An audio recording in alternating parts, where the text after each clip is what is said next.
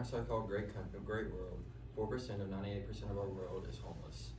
That's about 450 million people. Even more alarming, 20% of the world's population lacks adequate housing or lives in shelters that are unsafe. I'm qualified to research and persuade my audience because I love to question things that I think are wrong and look for a solution. Housing affordability isn't just a problem we hear about on the news. It's a challenge that affects millions across communities, and I believe that with awareness and persistence, we can make meaningful change. During my speech today, I'll show you how the severe issues of housing affordability and homelessness truly are. I'll do that by explaining three main causes: housing supply, market dynamics, and economic pressures. Then I will share possible solutions to these challenges. Let's begin by looking at what is driving the crisis in housing affordability. Housing supply is one of the main reasons that homes are becoming increasingly expensive and out of reach. According to the article, The State Housing in America, published on the U.S. Chamber of Commerce website, our country faces a shortage of more than 4.7 million homes.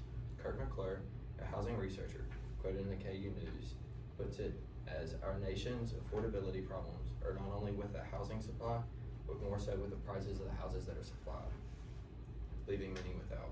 Market dynamics plays a huge role in shaping housing affordability. A study published in the Journal of Urban Affairs titled Local Rental Market Dynamics and Homeless Rates Among Unaccompanied Youth, Single Adults, and People in Families found that local market conditions directly affects home rates. Megan Hahn, in her article, How U.S. Housing Market Dynamics May Shift Under the New Administration, argues that we need to rethink how our tax dollars are used. She suggests that taxes should be structured to support people with low incomes, creating a more balanced and fair housing market. Finally, economic pressure plays an enormous role in shaping who can afford housing and who can't. According to the National Coalition in its report, The Problem, housing is the key to reducing intergenerational poverty and increasing economic mobility.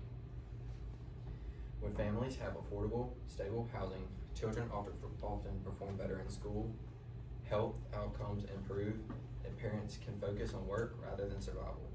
Economist Michael Ogle, writing in the Journal of Business Ethics, estimates that the shortage of affordable housing costs in the American economy about $202 trillion per year in lost wages and productivity.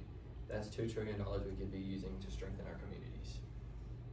These are the three main topics that I chose in my speech, and then these are pictures that further go into the topics.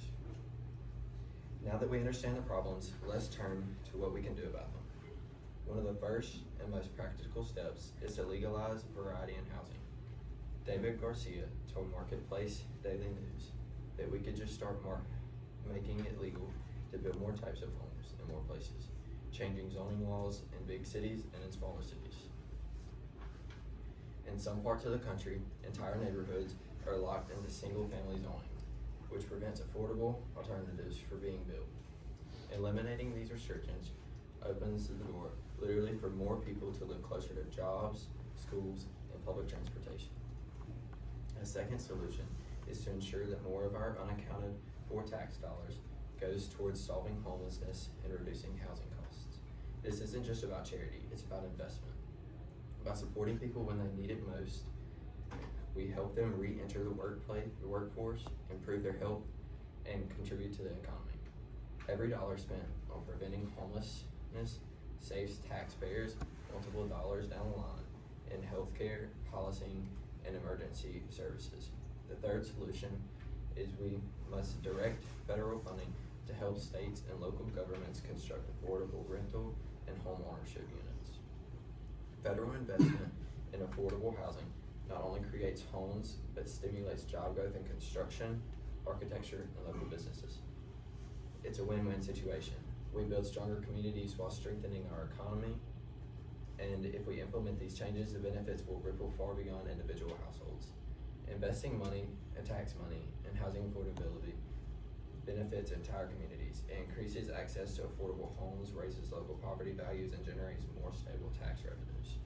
It also reduces homelessness, which means safer neighborhoods, stronger families, and less strain on local governments. Additionally, direct federal funding for affordable housing increases that total housing supply helping stabilize prices and relieve economic pressure. When people can afford their rent or mortgage, they leave more money to spend on their communities, on food, on education, and on small businesses. The entire economy becomes stronger, more stable, and more humane. Now that you have heard about the problems and solutions related to housing affordability, how housing supply, market dynamics, and economic pressures all contribute to the homelessness, I hope you'll take a moment to think about what these issues mean for the people around us. Many of us are fortunate to have a safe place to live, but millions of others are not.